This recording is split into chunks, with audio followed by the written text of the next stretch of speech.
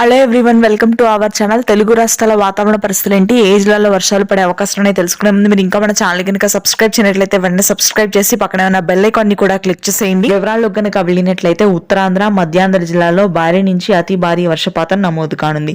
ముఖ్యంగా మనకి శ్రీకాకుళం, విజయనగరం, విశాఖపట్నం, తూర్పుగోదావరి, పశ్చిమ గోదావరి, కృష్ణా, గుంటూరు భాగాల్లో అయితే దాదాపుగా 80 నుంచి 90 కిలోమీటర్ల వేగంతో భారీ ఈదురుగాలులతో కూడినటువంటి వర్షాలు కురుస్తాయి. పలు చోట్ల వడగండ్ల వాన కూడా నమోదయ్యే అవకాశాలు ఉన్నాయి. రైతులందరూ అప్రమత్తతగా ఉండడం చాలా మంచిది. ఇకపోతే మనకి ఉత్తర తెలంగాణ, మధ్య తెలంగాణ భాగాల్లో కూడా భారీ వర్షపాతమే నమోదవుతుంది. ఉరుములు మెరుపులతో కూడినటువంటి వర్షపాతం ఉంటుంది.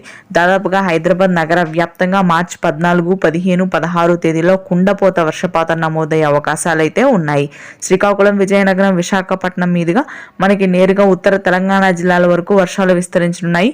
నిజామాబాద్, ఆదిలాబాద్, నల్గొండ, ఖమ్మం, భద్రాద్రి కొత్తగూడెం, వరంగల్, హన్మకొండ భాగాల్లో భారీ వర్షపాతం నమోదవుతుంది.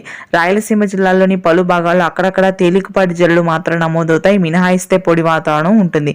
మార్చి 20 వరకు కూడా తెలుగు రాష్ట్రాల్లో అడపదడప ఇదే విధంగా వర్షాలు కురుస్తాయని రైతులందరూ అప్రమత్తతగా ఉండాలని వాతావరణ కేంద్రం హెచ్చరికలు జారీ చేసింది. Thanks for watching.